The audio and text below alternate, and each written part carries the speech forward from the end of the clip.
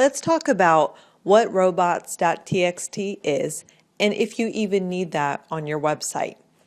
Robots.txt is simply a file that tells search engine robots how to crawl your website and which pages to index.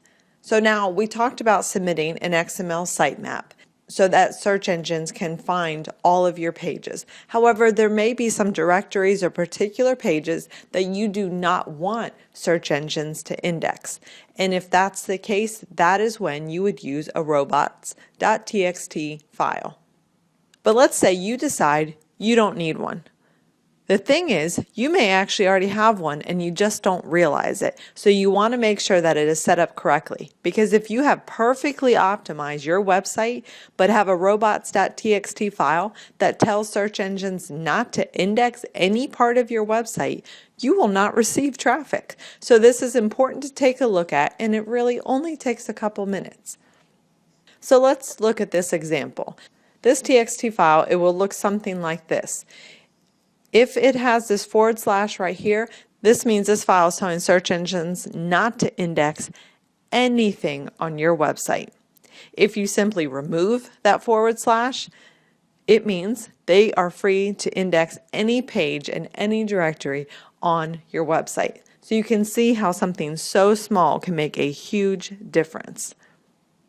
The user agent specifies which robot this information is for. So if you only want Google to read this or you only want Bing to take this into consideration, this is where you can specify that. However, just leaving this as is, that means any search bot can use this information. So like I mentioned, you may not even need a robots.txt file, so don't panic if you don't have one.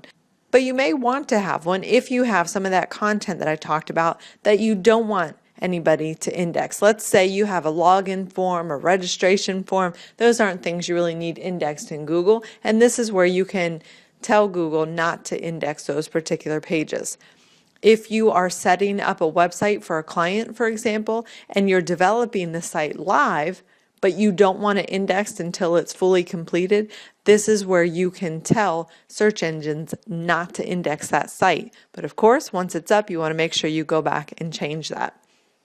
Now there are two ways to determine if you have a robots.txt file. The first is you can simply go to your website domain name and type in /robots.txt, and here it says the file is not found. So that means they don't have one. Another thing that you can do is grab your domain name and you can go back to this Feed the Bot tool. This is the robots.txt file tester. What's neat about this page is it's going to go into a little bit more detail about what this file is, when you should use it. If you go down about halfway, it says let's determine if you even have one. So you can enter your domain name, select go, and it says no, the robots.txt file is not found. So I'm going to try typing in another domain here and seeing if they have an XML file. It says they do have an XML file, and then it's going to display all of the content here. So you see that this is for any search bot. They have disallowed several directories on their website. They don't want search bots to go into WP admin, which is where you would log into a WordPress website. They have a directory called investigation. WordPress includes their work area, which may be where they test out some different things on their website that they don't want live. So you can see anything within these directories will not be indexed. And those are all areas from what I can see, and having worked on lots of WordPress sites, that you do not need to index any of those. So make sure that you take 1 to 2 minutes to check to see if you already have a robots.txt file. If you do, make sure that it is allowing search engines to appropriately crawl your website. And if there's anything that you do not want indexed, make sure that is included here using this setup.